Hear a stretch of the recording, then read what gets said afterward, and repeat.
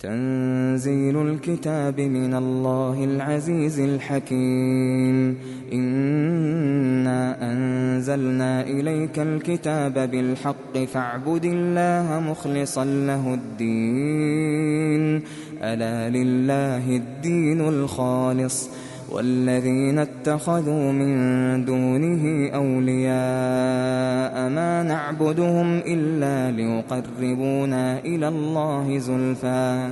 إن الله يحكم بينهم فيما هم فيه يختلفون. إن الله لا يهدي من هو كاذب كفار.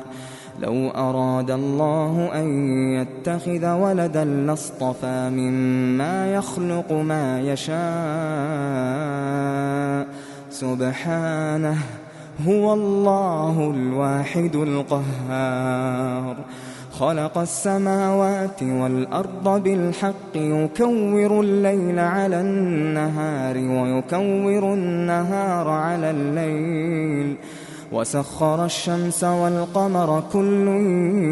يجري لأجل مسمى، ألا هو العزيز الغفار. خلقكم من نفس واحدة ثم جعل منها زوجها وأنزل لكم من الأنعام 8 أزواج يخلقكم في بطون أمهاتكم خلقا من بعد خلق في ظلمات 3، ذلكم الله ربكم له الملك لا إله إلا هو فأنى تصرفون. إن تكفروا فإن الله غني عنكم ولا يرضى لعباده الكفر، وإن تشكروا يرضه لكم ولا تزر وازرة وزر أخرى، ثم إلى ربكم مرجعكم فينبئكم بما كنتم تعملون، إنه عليم بذات الصدور. وإذا مس الإنسان ضر دعا ربه منيبا إليه،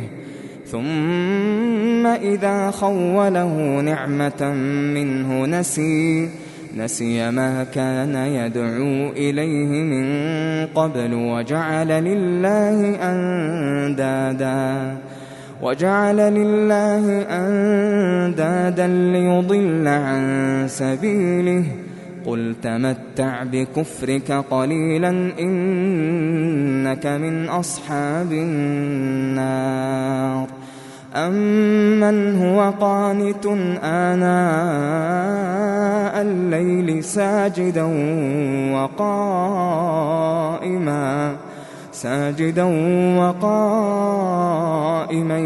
يحذر الآخرة ويرجو رحمة ربه. قل هل يستوي الذين يعلمون والذين لا يعلمون؟ إنما يتذكر أولو الألباب. قل يا عبادي الذين آمنوا اتقوا ربكم للذين أحسنوا في هذه الدنيا حسنة وأرض الله واسعة إنما يوفى الصابرون أجرهم بغير حساب. قل إني أمرت أن أعبد الله مخلصا له الدين وأمرت لأن أكون أول المسلمين. قل إني أخاف إن عصيت ربي عذاب يوم عظيم. قل الله أعبد مخلصا له ديني فاعبدوا ما شئتم من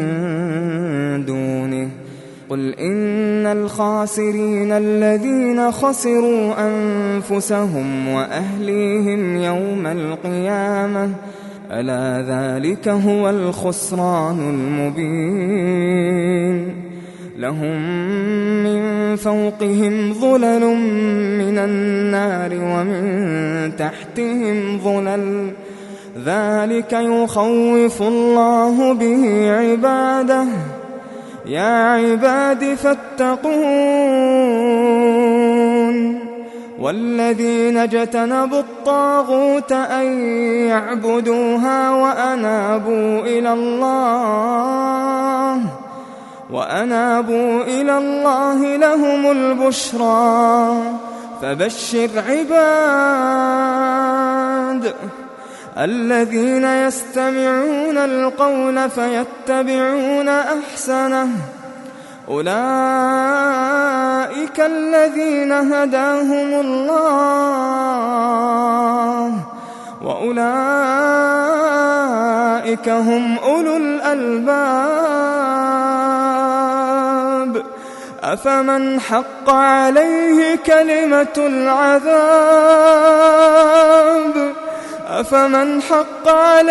كلمة العذاب أفأنت تنقذ من في النار لكن الذين اتقوا ربهم لهم غرف من فوقها غرف مبنية تجري من تحتها الأنهار وعد الله لا يخلف الله الميعاد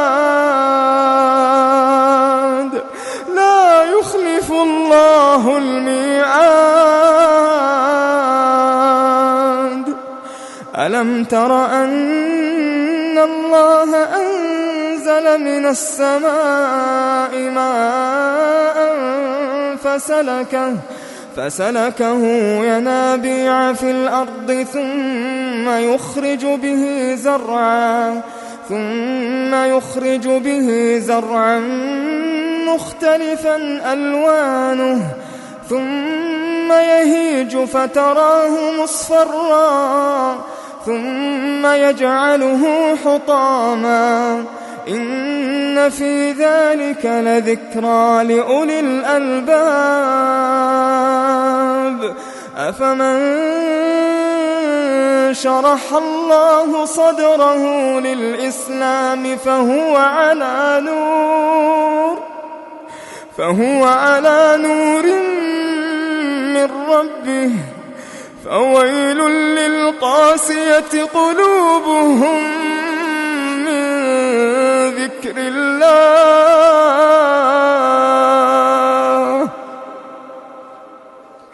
أولئك في ضلال مبين الله نزل أحسن الحديث كتابا متشابها مثانية تقشعر منه جلود الذين يخشون ربهم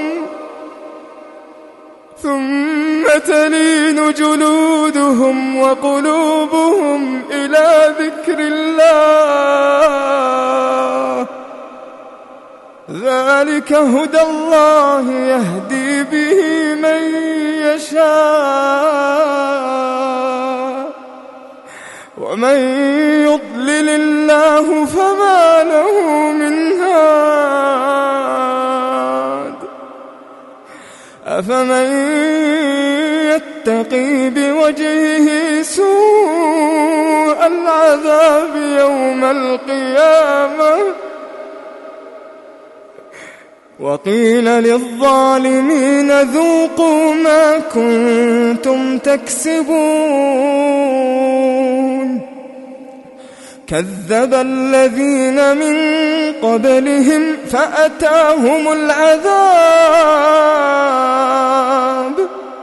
فأتاهم العذاب من حيث لا يشعرون فأذاقهم الله الخزي في الحياة الدنيا ولعذاب الآخرة أكبر لو كانوا يعلمون ولقد ضربنا للناس في هذا القرآن من كل مثل لعلهم يتذكرون قرآنا عربيا غير ذي عوج لعلهم يتقون ضرب الله مثلا رجلا فيه شركاء متشاكسون ورجلا سلما لرجل هل يستويان مثلا الحمد لله بل أكثرهم لا يعلمون إنك ميت وإنهم ميتون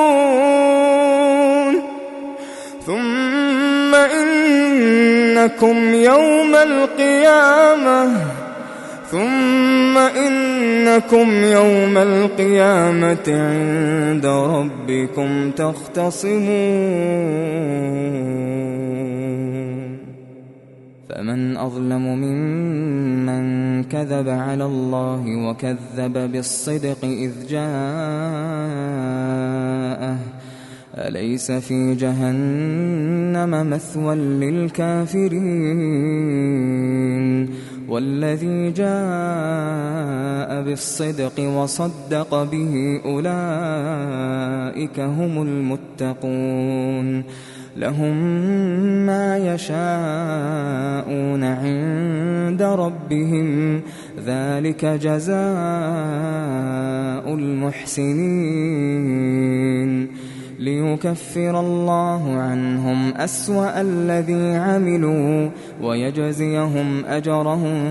بأحسن الذي كانوا يعملون أليس الله بكاف عبده ويخوفونك بالذين من دونه ومن يضلل الله فما له من هاد ومن يهد الله فما له من مضل أليس الله بعزيز ذي انتقام ولئن سألتهم من خلق السماوات والأرض ليقولن الله قل أفرأيتم ما تدعون من دون الله إن أرادني الله بضر هل هن كاشفات ضره أو أرادني برحمة هل هن ممسكات رحمته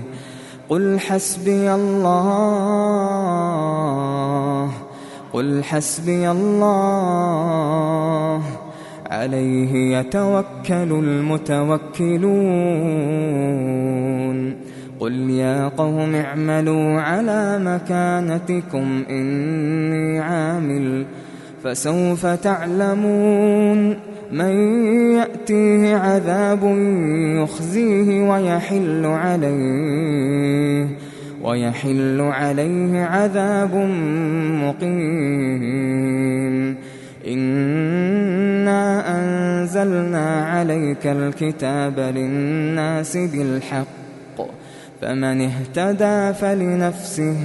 ومن ضل فإنما يضل عليها وما أنت عليهم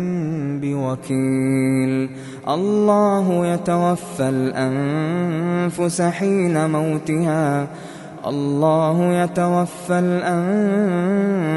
حين موتها والتي لم تمت في منامها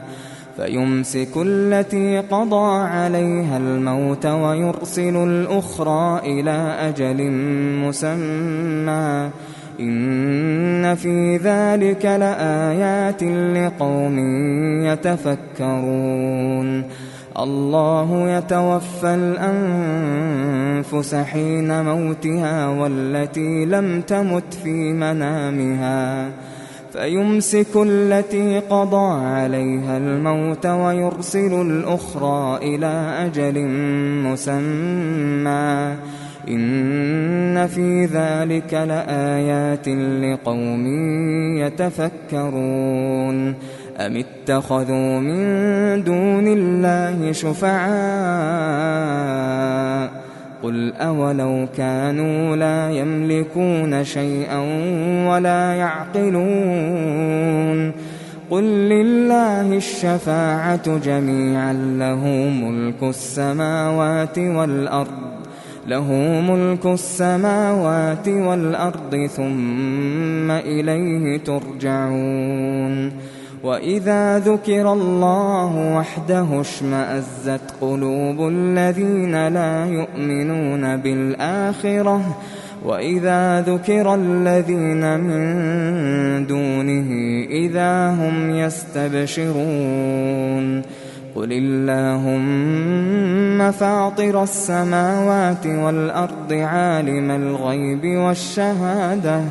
أنت تحكم بين عبادك فيما كانوا فيه يختلفون ولو أن للذين ظلموا ما في الأرض جميعا ومثله معه لافتدوا به من سوء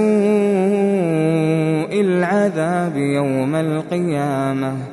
وبدا لهم من الله ما لم يكونوا يحتسبون وبدا لهم سيئات ما كسبوا وحاق بهم ما كانوا به يستهزئون فإذا مس الإنسان ضر دعانا ثم إذا خولناه نعمة منا قال إنما أوتيته على علم بل هي فتنة ولكن أكثرهم لا يعلمون قد قالها الذين من قبلهم فما أغنى عنهم ما كانوا يكسبون فأصابهم سيئات ما كسبوا والذين ظلموا من هؤلاء سيصيبهم سيئات ما كسبوا وما هم بمعجزين أولم يعلموا أن الله يبسط الرزق لمن يشاء ويقدر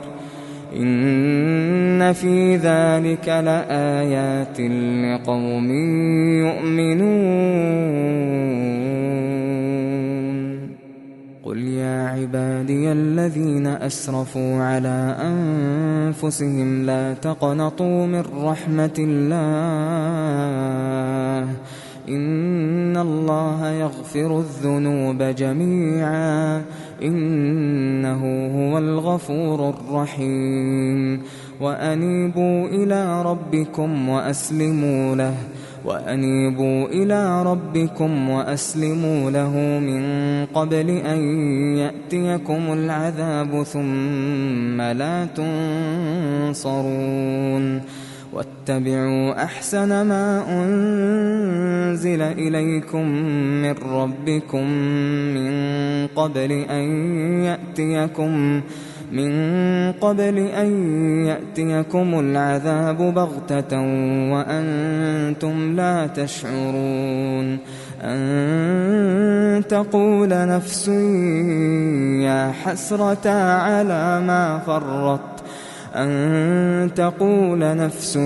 يا حسرة على ما فرطت في جنب الله وإن كنت لمن الساخرين أو تقول لو أن الله هداني لكنت من المتقين أو تقول حين ترى العذاب لو أن لي كرة لو أن لي كرة فأكون من المحسنين بلى قد جاءتك آياتي فكذبت بها واستكبرت وكنت من الكافرين ويوم القيامة ترى الذين كذبوا على الله وجوههم مسودة أليس في جهنم مثوى للمتكبرين وينجي الله الذين اتقوا بمفازتهم لا يمسهم السوء ولا هم يحزنون الله خالق كل شيء وهو على كل شيء وكيل له مقاليد السماوات والأرض والذين كفروا بآيات الله أولئك هم الخاسرون قل أفغير الله تأمروني أعبد أيها الجاهلون ولقد أوحي إليك وإلى الذين من قبلك لئن أشركت ليحبطن عملك ولتكونن من الخاسرين بل الله فاعبد وكن من الشاكرين وما قدروا الله حق قدره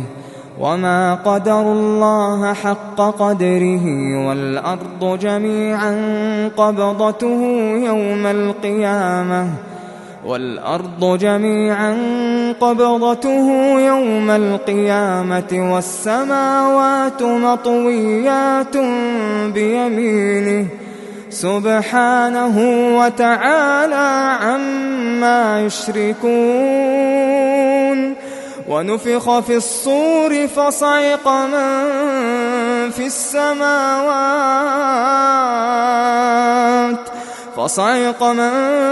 السماوات ومن في الأرض إلا من شاء الله ثم نفخ فيه أخرى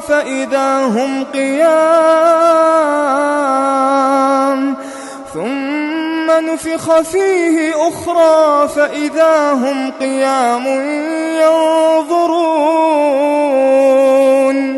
وأشرقت الأرض بنور ربها ووضع الكتاب وجيء بالنبيين والشهداء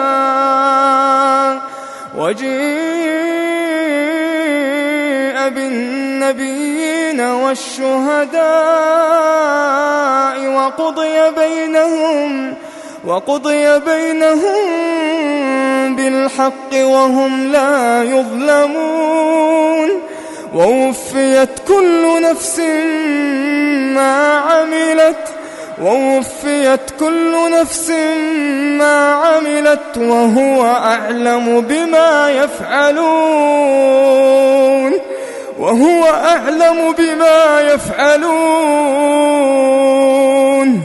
وسيق الذين كفروا إلى جهنم زمرا حتى إذا جاءوها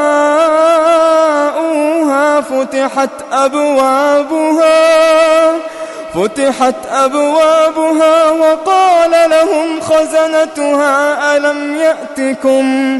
وقال لهم خزنتها ألم يأتكم رسل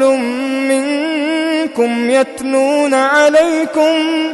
يتلون عليكم آيات ربكم وينذرونكم لقاء يومكم هذا قالوا بلى ولكن حقت كلمة العذاب على الكافرين قيل ادخلوا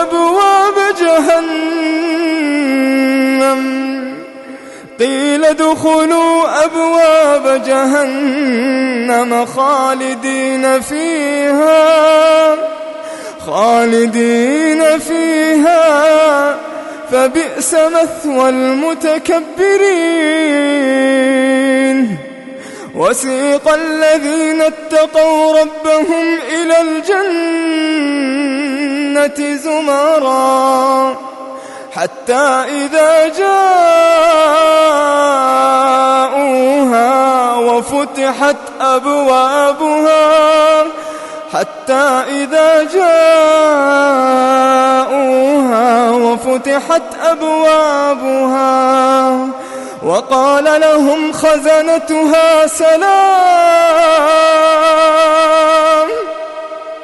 وقال لهم خزنتها سلام عليكم